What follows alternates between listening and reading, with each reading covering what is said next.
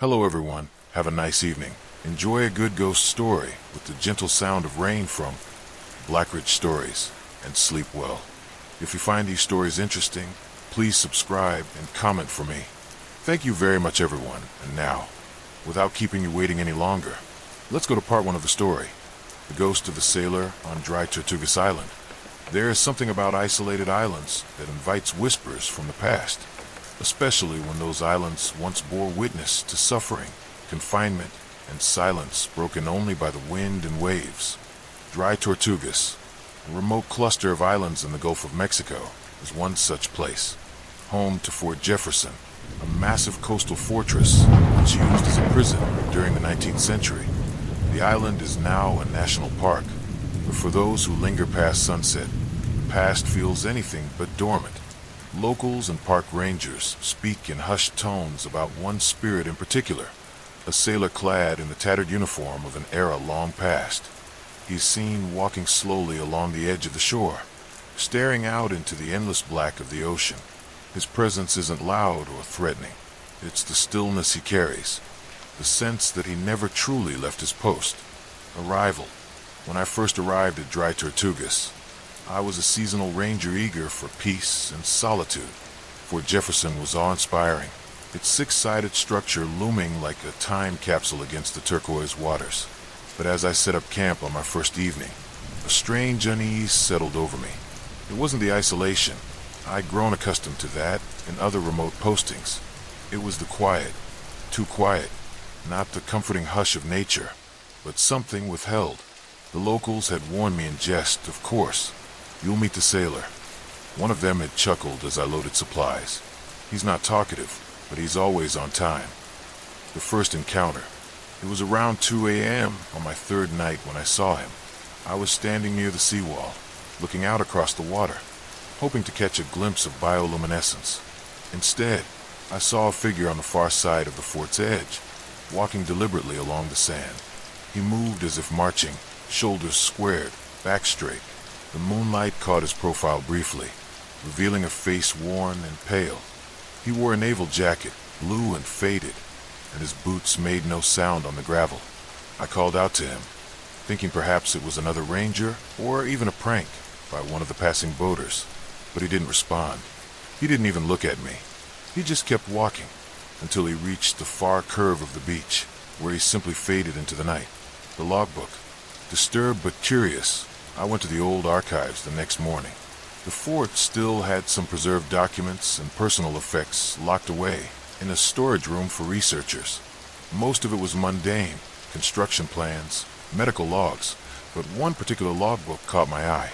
It belonged to a naval officer named Thomas Greaves, stationed here in 1863.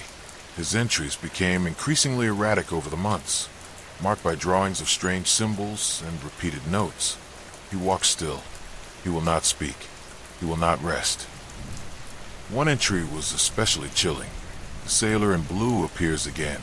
He walks even when the gates are locked, even when the water floods the grounds. I asked the chaplain to bless the shoreline. It did not work. I fear he is not a ghost, but a sentinel. Whispers in the water. After that, I began to hear things. Soft murmurs carried by the wind, as if someone were calling orders from a ship long lost. One night, I followed the sounds to the northern wall of the fort and found footprints, wet, leading away from the ocean, though no boats had landed that day. They stopped just before the cannon ramparts and vanished into nothing. The other rangers avoided speaking about the phenomenon, but one older caretaker finally opened up. I saw him once. 15 years ago, he said. Midnight. He was staring at the horizon like he was waiting for something to come back. What do you think he's guarding? I asked. The caretaker looked away. Maybe not what. Maybe who. A message in the sand. One morning, I found something that sent chills down my spine. Along the beach, scrawled deeply in the sand as if by a heavy boot or stick, were the words, "Stay vigilant." No one had been on that side of the island. It was closed for repairs, and the gate was locked. I double-checked the cameras. No footage showed movement. Nothing, and yet the message remained, etched into the wet sand like a final warning. The final night, On my last night at Dry Tortugas, I stayed up late with a lantern and notebook, hoping for one final glimpse. The moon was high, and the wind had died down to a whisper. Around 3 a.m., I saw him again. This time, he was closer. His face was gaunt, eyes sunken, with skin that looked almost translucent. He paused near the rusted cannons and turned, not toward the sea, but toward me. He lifted his hand in a slow, solemn salute, and then he spoke, not aloud, but in my mind, as clear as a bell. Do not let the world forget. He vanished into mist. Aftermath. I left Dry Tortugas the next day, heart heavy and mind spinning. I've tried to tell others, but they either laugh or nod politely and change the subject. Yet I know what I saw, what I heard. The sailor still walks, night after night, guarding a forgotten shore against threats long gone, or perhaps still waiting beneath the waves. He's not haunting the island, he's defending it. Let's get to part 2 of the story, the curse of the old house in St. Augustine. There's a certain stillness to old places, the kind that seems to hum with forgotten stories and lingering sorrow. In St. Augustine, Florida's oldest city, that stillness settles thick over the colonial brick streets and weather-worn buildings. But nowhere is it heavier than at the edge of town, where a crumbling house perches like a wounded memory above the sea. Locals call it the Widow's Rest, though no one lives there now. The windows are shuttered, the garden long overtaken by vines and thorns. But at night, some say, lights flicker in the upper rooms. Others speak of soft footsteps pacing slowly along the hallways, and the unmistakable sound of a woman crying, low, mournful, and endless. A love lost to the sea. The story dates back to the mid-1800s. The house once belonged to a young woman named Eleanor Whitcomb, the daughter of a British merchant who had settled in St. Augustine after the war. Eleanor was known for her grace and quiet demeanor, always seen walking near the shore, waiting for a man named Thomas, a sailor who promised to return to her after one final voyage. He never did. His ship, the Maribel, was lost at sea during a storm somewhere off the Carolinas. No survivors, no wreckage, just gone. And with that news, something in Eleanor withered. She locked herself in the house, kept a candle burning in the window every night, and wrote letters to Thomas long after hope should have died. She would stand at the window in her white gown, staring out over the waves for hours. She passed away quietly in that very house alone, with one final letter clutched in her hand. The house speaks. When I first arrived in St. Augustine, I was just looking for a quiet place to write, a retreat from the noise of city life. The Widow's Rest was available for rent, though only short-term. No one stays long, the realtor said with a tight smile. The house doesn't like company. It was beautiful in its decay. High ceilings, arched doorways, floors that creaked like ship decks beneath your feet. The ocean breeze rattled the loose shutters, and the old iron chandelier swayed on its own in the still air. I felt watched, even as I unpacked my bags. That first night, I couldn't sleep. Around 3 a.m., I heard it. The sound of someone walking upstairs. Slow, deliberate, a light step, then a sob. Not dramatic, not loud. Just the quiet sound of someone crying behind a closed door. A locked room. The next morning, I discovered something strange. One of the upstairs rooms was locked. Not in a modern sense. There was no deadbolt, no padlock, but sealed with iron nails, the kind used in the 19th century, driven deep into the frame as if to keep something in or out. Curiosity got the better of me. I pried the nails loose and opened the door. Inside was a bedroom preserved in time. A faded portrait of a woman, Eleanor, hung over the fireplace. The bed was made with yellowing sheets. On the nightstand sat a letter, still folded, with Thomas written in a shaky hand, and beside it a candle, long since melted into a solid pool of wax. I didn't touch anything. Something about the room demanded reverence and fear, a presence revealed. The activity grew worse after that. Doors slammed on their own.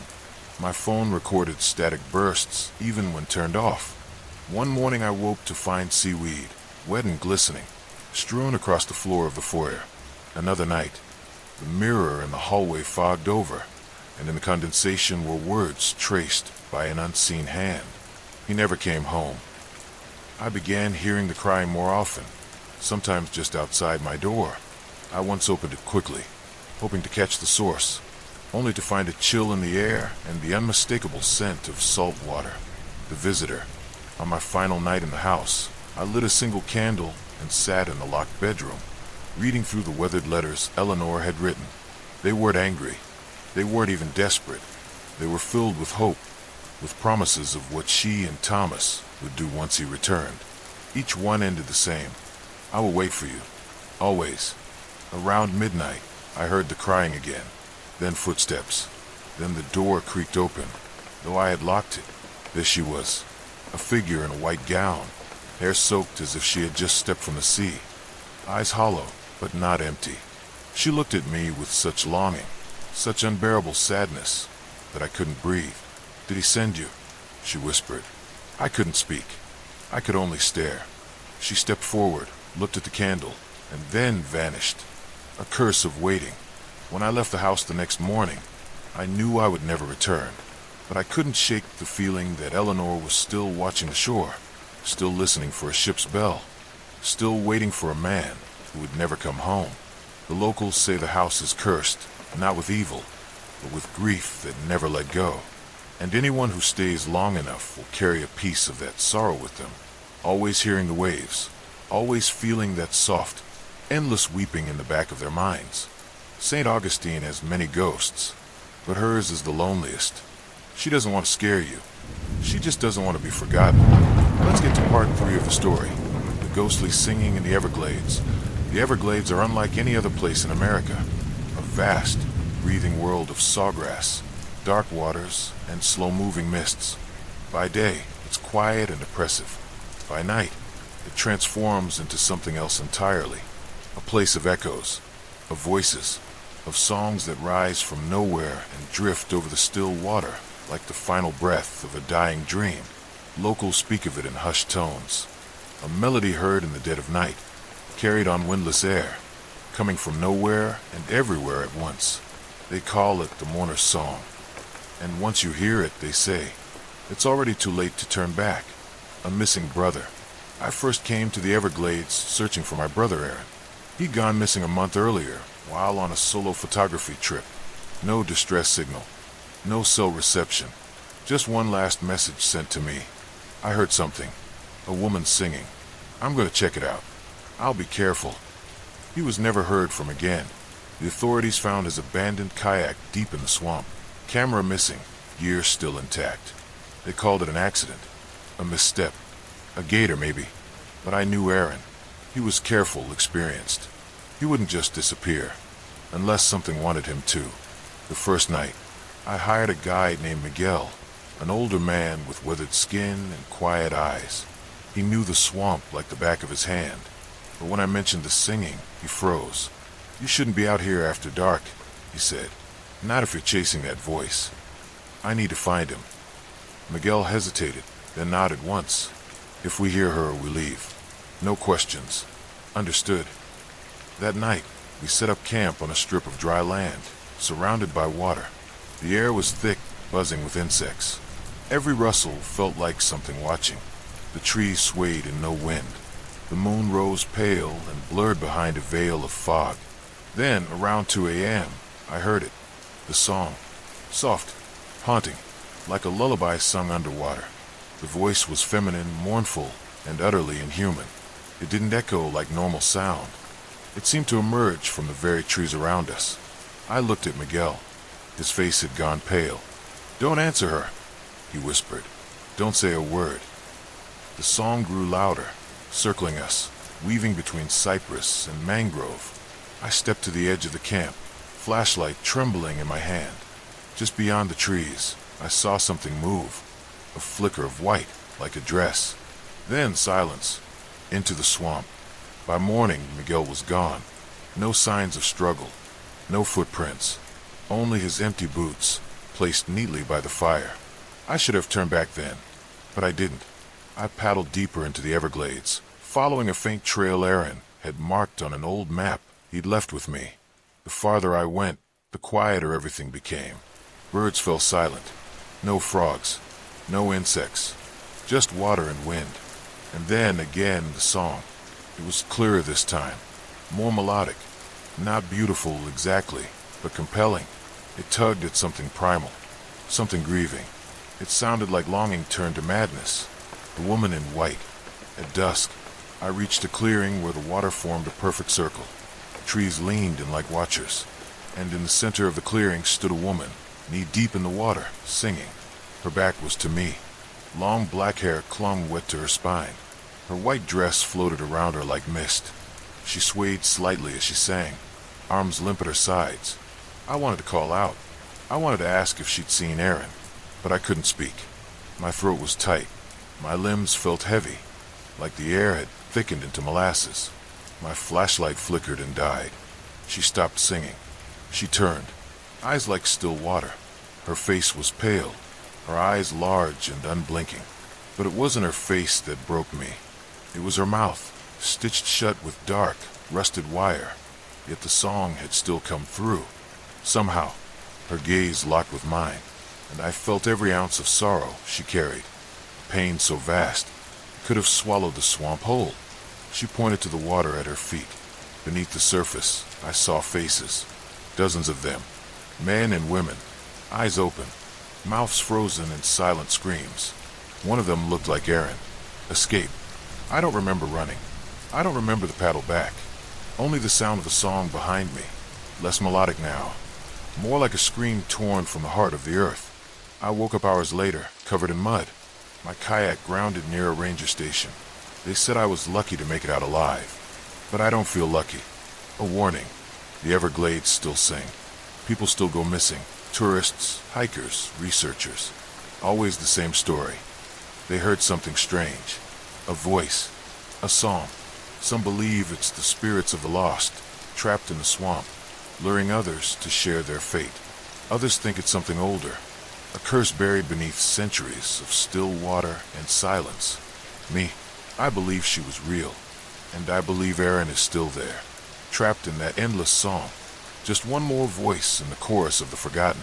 If you hear it, no matter how beautiful, no matter how sad, don't follow. No one ever comes back singing. Let's move on to part 4 of the story.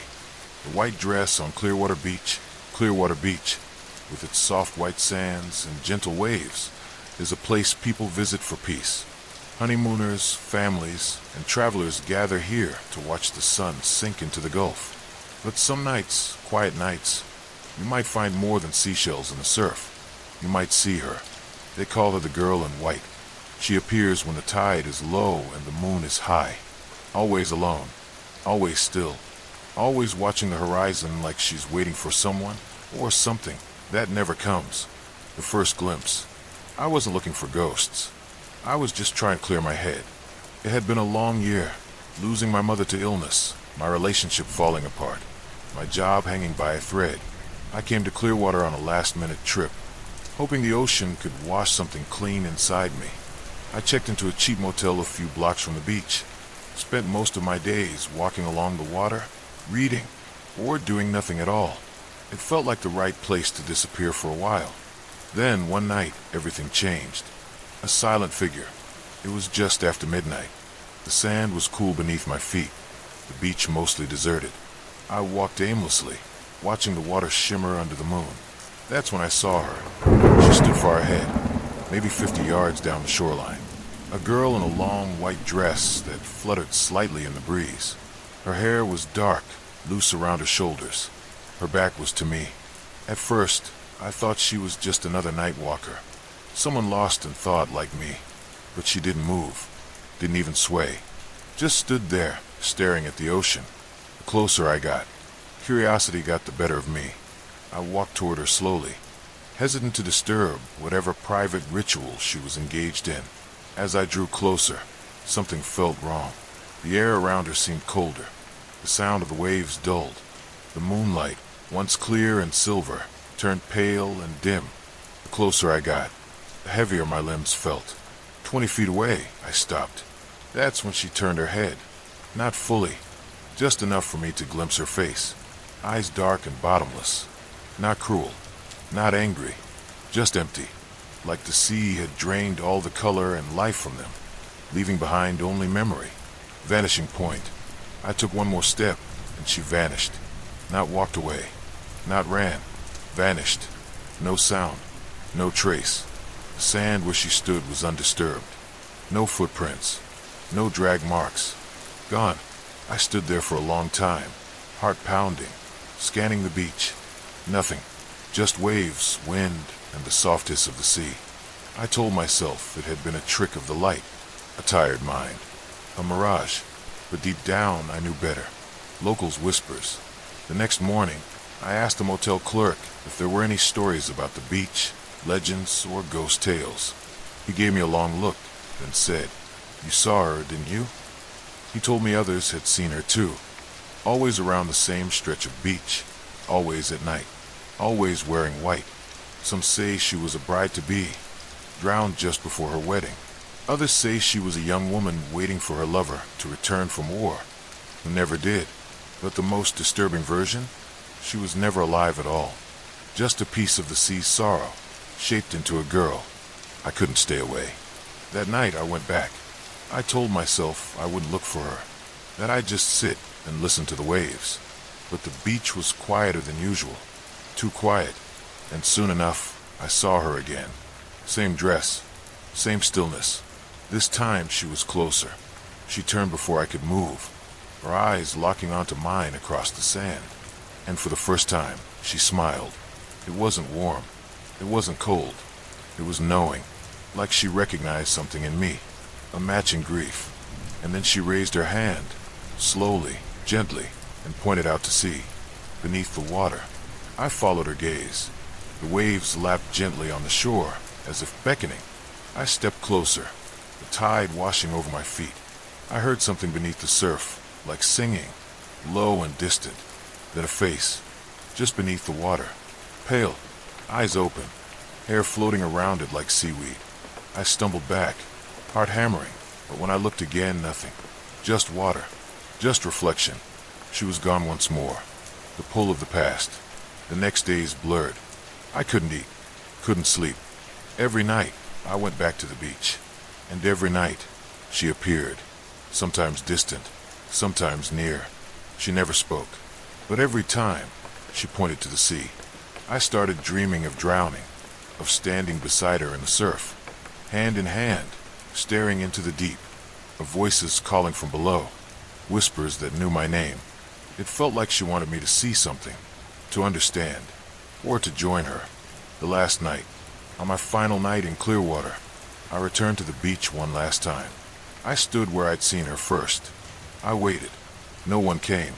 I stayed until the tide reached my knees, whispering into the darkness, "I'm sorry for whatever happened to you." The wind picked up. The waves rose. A gust blew sand in my face. And when I looked up, she was there, right beside me, closer than ever. She leaned in and spoke one word, so faint, I could barely hear it. "Remember." Then she dissolved into the mist. What remains? I left Clearwater the next day. I don't talk about what I saw. Most wouldn't believe me. But sometimes, when I close my eyes, I still see her face, still feel the cold of her presence. And I do remember, not just her, but what it means to carry sorrow that never finds peace. If you walk Clearwater Beach at night and see a girl in white, don't be afraid, but don't follow. She's not looking for help. She's looking for you. Let's get to part 5 of the story, The Settler's Warning, a ghost of Tampa Bay. Long before Tampa Bay became the sprawling city it is today, with glass towers, busy streets, and cruise ships gliding past the bay. This land was wild, swampy, and unforgiving. And in that untamed time, there lived a man. His name is lost to history, but his footsteps still echo, especially on nights when the skies darken and the rains come hard. They call him the Settler, a forgotten life. He wasn't famous. He didn't build a town or lead an army, but he was among the first to carve a life into the marshy land of Tampa Bay, before maps, before state lines, before safety. He came with a wagon, a rifle, and a dream of fertile land. He built his homestead near a rise in the ground, just above the flood line. or so he thought. Locals say he was kind. He helped others, patched roofs, hunted for the sick. But he was stubborn too. When warnings came of heavy storms and rising waters, he stayed behind to protect what was his. That decision would become his curse. The Great Flood. The storm came in the spring. The rain fell for days, heavier than anyone could remember. Rivers broke their banks. The sky groaned with thunder like a warning too late. Most families fled inland, but the settler stood his ground. Some say he tied ropes around his trees, anchoring his livestock. Others claim he tried to dam the water with sandbags, his lantern the only light in a drowned world. He was last seen wading into the rising current, clutching something in his hands, perhaps a photograph, perhaps a Bible. By morning, the flood had taken everything, including him. Years later, time buried his home in the vines and soil. New streets were paved, new homes were built, but the land remembered. On rainy nights, when thunder rattles the windows and the gutters overflow, people hear things. Footsteps outside, squelching slow, dragging through the mud. A man's voice, faint but urgent, crying out over the storm. Get out, get to high ground. And if you look out your window fast enough, you might glimpse him. A soaked figure in worn 1800s clothes, lantern in hand, eyes hollow from watching the waters rise again and again. A night I won't forget. I didn't believe the stories until last year. I was house-sitting for my cousin, who lives near the northern edge of Tampa. Her place backs up to an old wooded stretch that hadn't been developed, thick with cypress trees and wild, wet earth. One night, a storm rolled in fast, violent. Power went out. My phone had 3% battery. I lit candles and settled in, listening to the rain pound the roof. Then came the footsteps. Slow, deliberate. Not on the porch, on the grass behind the house. Then a knock, 3 sharp taps on the back door. I froze. A warning from the past. I crept to the kitchen and looked out the small window above the sink. He was there, a man drenched, holding a flickering lantern, clothes old, torn, and dripping with swamp water. His skin looked pale, almost gray under the stormlight. He didn't try to come in. He just stood there, staring at the forest. Then he raised one arm and pointed to the woods. Then he mouthed the words, "Leave, now," and vanished. Not walked away, not ran, just blinked out like he had never been there. The flash flood. Minutes later, I heard it, the roar of water. A flash flood had broken through the far side of the woods. Within moments, the backyard turned into a swamp. Mud, branches, water rushed through like a wave, crashing against the house. If I hadn't seen him, if I hadn't already been moving upstairs, I might not be here to write this. The police came later, said it was a freak flood. A drainage basin had failed. No one predicted it would reach the houses. I told them what I saw. They looked at me like I was crazy, but they didn't say I was wrong. Others have seen him too. After that night, I began to dig. Old records, folklore forums, even interviews with older residents. Turns out, I'm not the only one. There are dozens of accounts, scattered over decades, of a man appearing during heavy storms. Always wet, always silent or whispering warnings. Sometimes he knocks. Sometimes he walks the roads. Sometimes he's seen standing knee-deep in floodwater, shaking his head like he's trying to stop a tragedy he's seen too many times. No one knows why his spirit remains. Some think he blames himself for the deaths that followed the flood. Others believe he's still trying to save people, even in death. Legacy in the rain. Now, every time I hear thunder over Tampa Bay, I think of him, not with fear, with sorrow. Imagine a soul so bound to a single moment that it replays forever, drenched, desperate, trying to undo the past.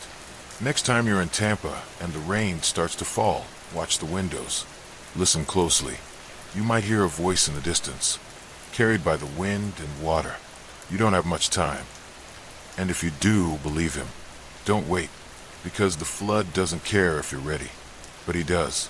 Let's get to part 6 of the story. The phantom flames of Fort Matanzas. On the remote southern edge of Anastasia Island in Florida stands a weather-beaten fortress, a relic of Spanish rule, Fort Matanzas. constructed in the 1740s. It once guarded the Matanzas Inlet, defending the city of St. Augustine from invaders. Today, it sits quietly, visited by tourists who ferry across the water to see its old stone walls and lonely cannon decks. But when the sun sets, Fort Matanzas is anything but silent. Locals and late-night visitors speak of flames, sudden, impossible, and unholy, that rise from nowhere and vanish without a trace. They call it the fire of the forgotten soldiers, the blood in the sand. To understand the haunting, you must understand the blood that soaks this soil. The name Matanzas itself means slaughter in Spanish, named after the brutal massacre of French Huguenots by Spanish forces in 1565. Hundreds were executed here, their bodies buried in the dunes or left to rot along the inlet.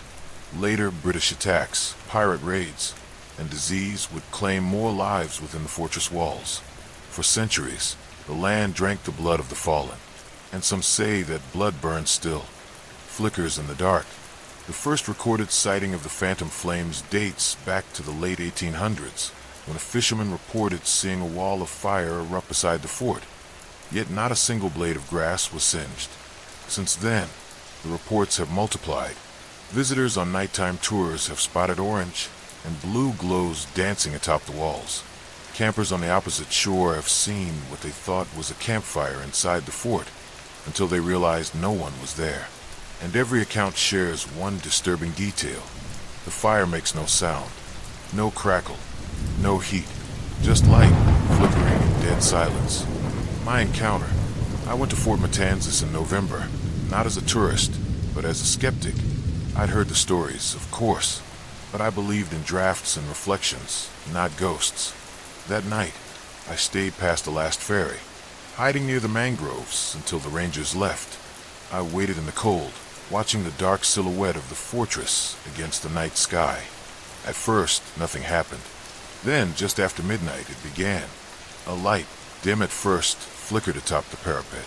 Then another, near the cannon mount. Then 5, 10 a dozen. From a distance, it looked like torches being carried by invisible hands. I walked closer, heart pounding, and that's when I saw him. The burning soldier. He stood near the northern corner of the fort, uniform torn, chest caved in as if struck by cannon shot. His eyes were empty sockets, and his flesh glowed faintly with blue fire, like burning alcohol. He didn't speak. He didn't move. But then his mouth opened, and instead of words, a flame burst out, rising like a torch and vanishing into the air. I backed away slowly. As I did, I saw more figures emerging from the shadows. Men in colonial uniforms, faces twisted in pain, flames dancing from their wounds. Each one stood in silence as fire shimmered across their forms, then blinked out like candles, echoes of battle. I later learned that during one particular siege in the 1740s, a small Spanish garrison held off British forces for over a week. Outnumbered, cut off from supply, and battered by cannon fire, they refused to surrender. Their final night was said to be a bloodbath, flames and musket smoke, screams and prayers. Many died in that one brutal night, some from fire, some from the blade, others from the collapse of the fort's roof under bombardment. The strange thing is the official records are vague. There's no mention of final count, no full list of names. It's as if the dead were quietly forgotten, and maybe that's why they burn. The cursed light. They're the legend told by some of the local fishermen. If you see the fire once, you'll dream of it forever. I can confirm that's true.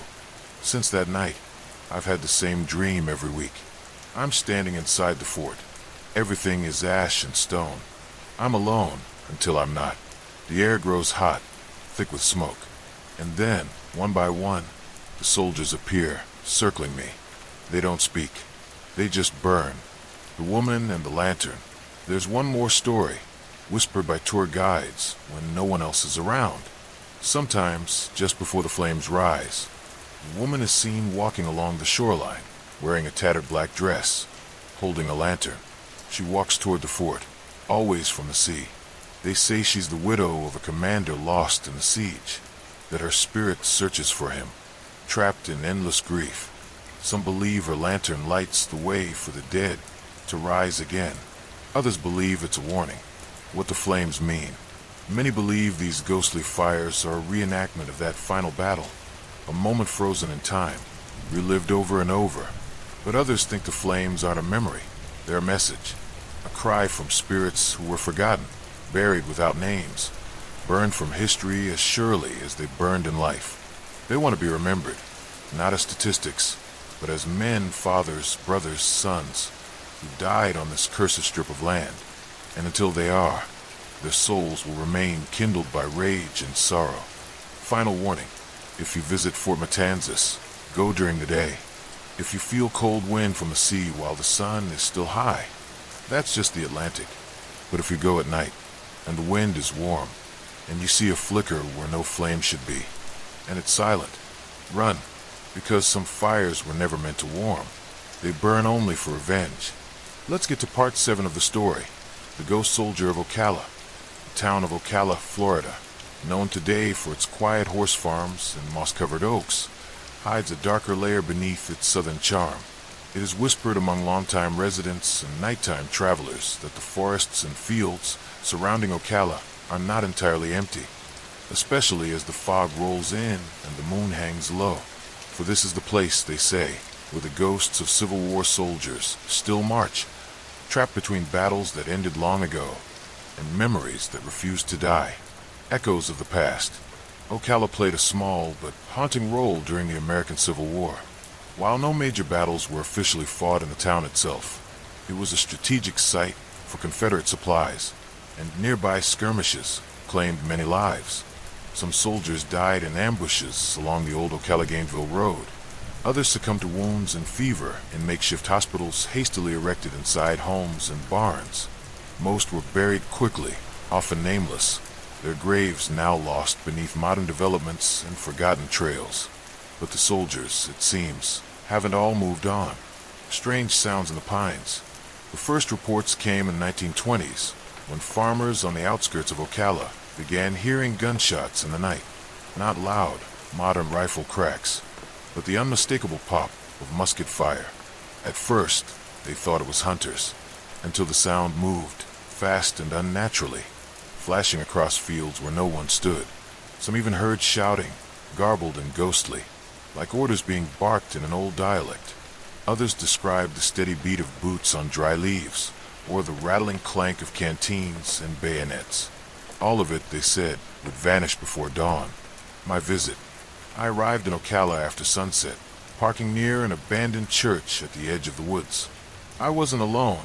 2 local paranormal investigators met me there. They had heard the stories too, and claimed to have caught EVP recordings of whispered voices saying, "Hold the line," and they're coming. Skeptical, I followed them into the forest. At first, it was just the usual nighttime sounds, crickets, the rustle of trees. But then, as we reached a clearing lined by thick oaks, it changed. A low hum settled over the air, like a vibration just beyond hearing. Then a crack, a sharp bang in the distance. We froze. Another bang, closer this time. Then 3 in a row, muffled as if coming from deep underground. That's when I heard the footsteps, not ours. Slow, measured, marching. The soldier in gray. He appeared just beyond the tree line. A lone figure in tattered gray, his uniform barely holding together, boots caked with mud.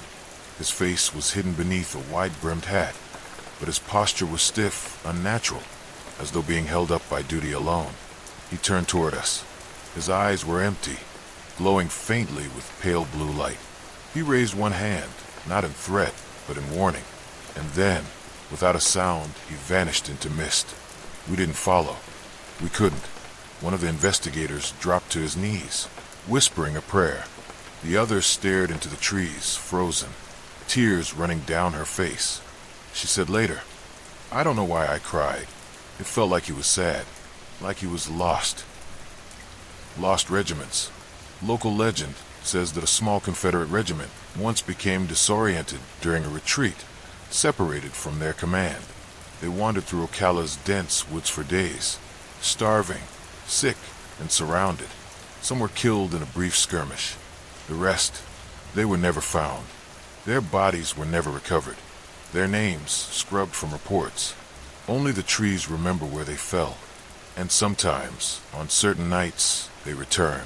The Whispers. A park ranger shared a story with me off the record.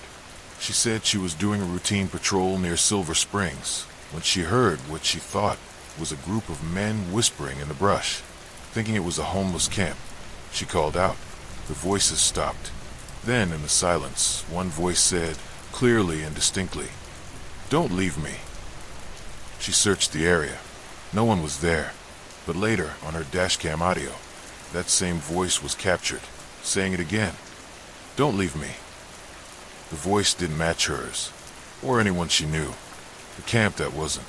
Another disturbing report comes from a group of teenagers who were camping deep in the forest just past Baseline Road. They claimed to see lights between the trees, like lanterns swinging from hands. As they watched, the lights grew brighter, revealing shadows of soldiers moving through the forest in formation.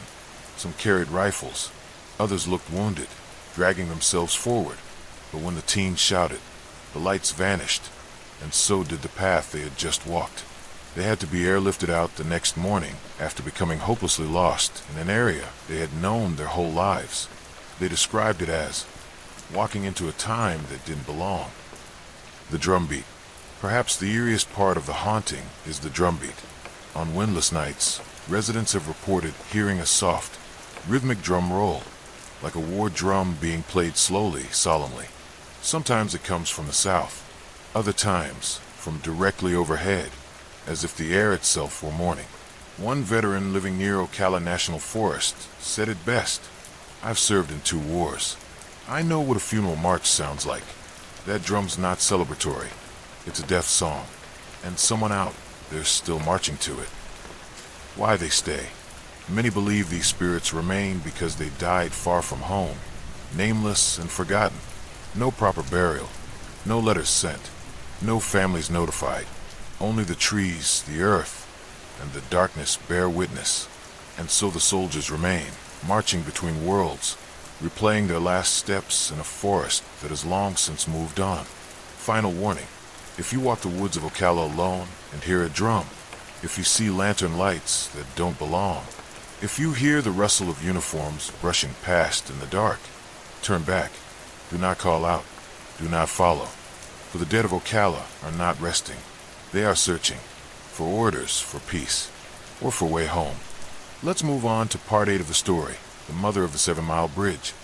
Florida's iconic 7 Mile Bridge, stretching across turquoise waters between Knights Key and Little Duck Key in the Florida Keys, is more than just a feat of engineering.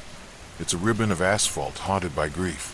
Those who have driven across it at night, with only the moon and the hum of tires over concrete for company, sometimes report seeing a woman standing alone at the midpoint, dressed in pale clothes, her face obscured by the wind, her eyes fixed on something that no longer exists. Her name is not known, but she is remembered as the mother, a lost soul searching endlessly for a child. A bridge between worlds. The 7 Mile Bridge has a storied history.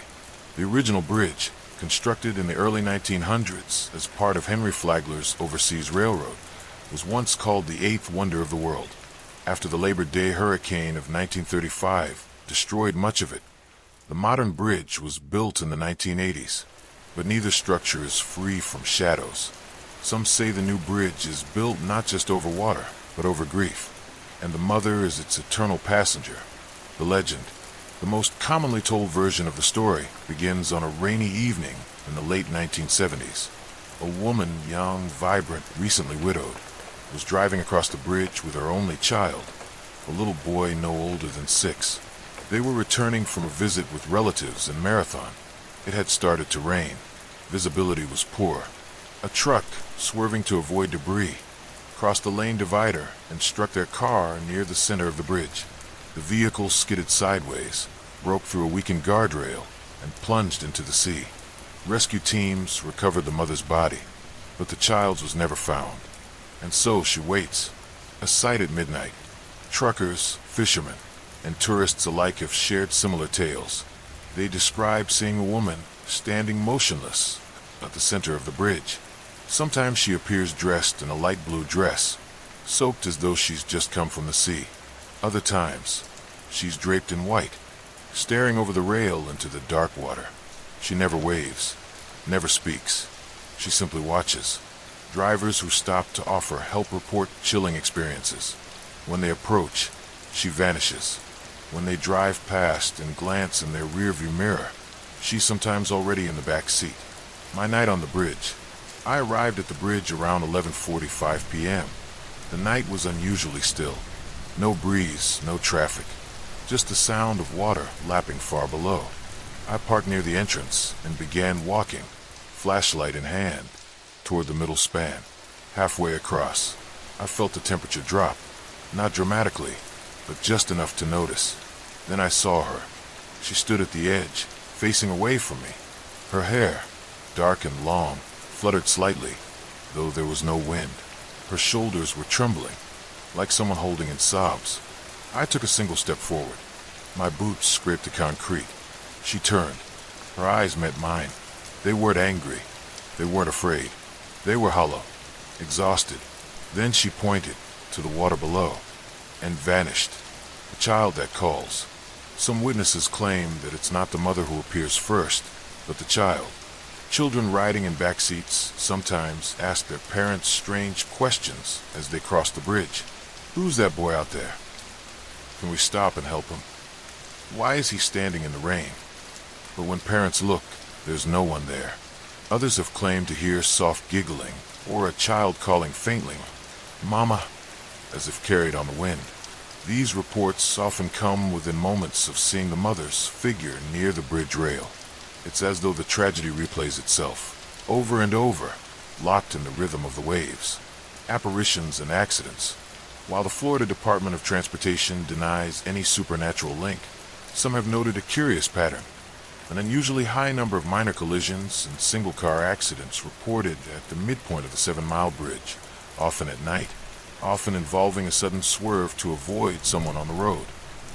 But when troopers arrive, no one is found. Dash cams sometimes record only fog, or nothing at all. In one chilling account, a man driving alone swerved and flipped his car, later telling emergency responders that he had seen a woman carrying a child step directly into his path. He survived, and swore never to cross the bridge again. The grief that clings. There's something deeply tragic about the haunting of the 7-mile bridge. It's not malevolent. It doesn't seek to harm. It seeks resolution. A mother unable to let go. A child, perhaps reaching back. A final embrace that never came. Many who believe in the story leave flowers or stuffed animals at the center span. Some claim that if you leave a toy and wait in silence, you'll hear a faint whisper, "Thank you." Others say the toys vanish by morning, taken by the sea or something else, a warning or a blessing. Some spiritualists interpret the ghostly sightings not as curses, but as warnings, that the mother spirit, though tragic, protects the living, pushing cars slightly off course to avoid greater danger, alerting drivers to approaching storms, or keeping them awake on long, midnight drives. One local said it best. She lost everything on that bridge. Maybe now she's watching to make sure it doesn't happen to someone else. The bridge at dusk. If you ever find yourself driving the 7-mile bridge near midnight, and the air suddenly chills, and the hairs on your neck rise for no reason, if you catch sight of a pale figure on the shoulder, watching, waiting, don't be afraid. Don't stop. Don't speak. Just whisper a prayer and drive on, because somewhere on that long, lonely stretch of highway, a mother is still searching for the child she lost to the sea. And perhaps, just maybe, she finds peace in knowing you saw her. Let's come to part 9 of the story. The phantom bell of St. Paul's Church. Daytona Beach is known for sun, surf, and the roar of engines along its famous shorelines. But hidden in its quieter, shadowed corners lies a story whispered among the older residents. A haunting that has nothing to do with the ocean or the racetrack. This is the tale of St. Paul's Church, a modest, time-worn structure nestled among moss-draped oaks on the edge of town. Though its doors now rarely open, it still holds services of a different kind. Ones led not by the living, but by the memory of a priest long dead, and a bell that tolls not by rope, but by spirit. A church frozen in time. St. Paul's is not the grandest church in Florida. Built in the late 1800s, its walls are of pale stone, scarred by storms and time. Ivy clings stubbornly to its bell tower, and the stained glass windows glow faintly by day, but seem cold and dark by night. Services ended here years ago, officially due to low attendance, unofficially due to something else. Because ever since Father Elias Monroe died, the church has refused to stay silent. The bell that rings at midnight. It began 1 year after the priest's passing. Locals reported hearing the church bell toll precisely at midnight, even though the bell had long been decommissioned. Its mechanism rusted and the rope severed. At first, people blamed pranksters or loose metal. But then, the sound grew clearer, deep, solemn, and rhythmic. Always 7 chimes. Always at the stroke of 12. The church had no power, no caretakers, no reason to function. But still the bell rang. Who was Father Elias? Father Elias Monroe had served St. Paul's for over 4 decades. A quiet man with kind eyes and a weary smile. He was known for his devotion, especially to the sick, the forgotten, and the dying. He believed in the presence of unseen forces, both divine and dreadful. In his later years, some say he began to speak of visions, of a darkness growing beyond the veil, of warnings carried by bells. He died in the pulpit during a stormy evening service, mid-sermon. His final words, "The bell will sound, and you must listen. Not all who hear it will be spared." He collapsed before anyone could ask what he meant. My visit to the church. I arrived in Daytona on a cool October evening. I had heard rumors of St. Paul's, and like many who chase tales of the supernatural, I couldn't resist. I walked the gravel path toward the church just before midnight. The trees were deathly still, and the moon cast long shadows over the crumbling steps. The door was locked, but that didn't matter. I was there for the bell, and right as my watch struck 12 a.m., it began. Gong. A heavy, resonant tone from within the tower. Gong. The sound wasn't metallic so much as mournful. Gong. It vibrated through the ground and chest. Gong. 7 chimes, each perfectly spaced. Gong. Gong. Gong. And then silence. The air afterward was electric, like standing beneath a thundercloud. I didn't sleep that night. Warnings from the beyond. The townsfolk speak of the 7 chimes with unease. Some believe each chime represents a soul lost, or a warning of misfortune within the coming week. A former caretaker claimed that every time the bell rang, someone within a 5-mile radius died unexpectedly within 7 days. Heart attacks, car crashes, disappearances. One chilling incident involved a teacher who heard the bell during a late-night walk. The next day, her classroom was struck by lightning. Only one child was seriously injured. The child later said the teacher had moved them just in time. She claimed she'd heard a voice whisper, "Not yet. Move them." A bell without a rope. Investigators who examined the bell tower found no signs of tampering. The bell was intact, but completely detached from any working system. No rope, no gears, no automation. A sound technician recorded the midnight tolling one night and found something strange in the audio spectrum. A low-frequency hum beneath the bell tone, like a chant but reversed. When played backward, the phrase was clear. "He is near." No one could explain what it meant, or who he was. The locked room. During renovations in the 1990s, workers discovered a sealed chamber beneath the church, accessible only through a hidden trapdoor behind the altar. Inside were items belonging to Father Elias, a journal, a broken pocket watch, a mirror covered in cloth, and a brass handbell, tarnished and warm to the touch, despite the cold air. His final journal entry read, "They hear the call, but cannot enter yet. The toll keeps them at bay. When it ceases, the door will open." The chamber was resealed. The renovations were never finished. Whispers on windy nights. People walking near the church on windy nights report hearing whispers carried on the breeze.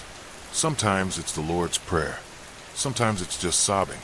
Sometimes It's the same phrase repeated over and over. Don't let them in. Don't let them in. Children walking by after dark cry without knowing why. Dogs refuse to approach the old bell tower. Phones glitch. Watches stop. One paranormal researcher set up motion sensors and cameras for a week. On the final night, all his footage was corrupted.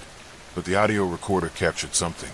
Not just a bell, but a voice, deep, unfamiliar, and solemn, saying, "The seventh seal cracks. Prepare them." The bell is a barrier. Some believe the bell serves not as a haunting, but as a barrier, a final defense against something lurking just beyond the threshold of our world. Father Elias may not have been mad. He may have been the last guardian, keeping something dark from breaking through.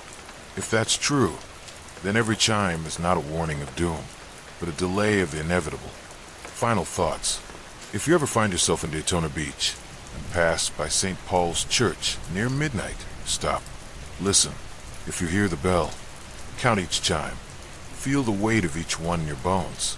And ask yourself, is someone warning you or protecting you? Because one day, just one night, that bell might not ring at all. And when that silence comes, you'll wish you had listened while you still could. Let's get to part 10 of the story. Phantom Gator Hunter of Big Cypress. The Big Cypress Swamp is a place of silence and shadow. Vast, wet, ancient. This sprawling wilderness in southern Florida is more than a landscape. It is a living thing. And like any old creature, it remembers. Among its cypress knees, black waters, and hanging moss, whispers travel far. And some say, if you listen on a moonless night, you'll hear something strange in that hush. The creak of boots on wet wood, the slosh of water against a small boat, and the low hum of a voice that no longer belongs to the living. This is the tale of Jedediah Jed Croft, the gator hunter who never truly left Big Cypress. A man of the swamp, Jedediah Croft was born under a slate-gray sky in the heart of the swamp. His father hunted gators. His grandfather wrestled them by hand. For Jed, the swamp wasn't a place. It was home, teacher, and altar.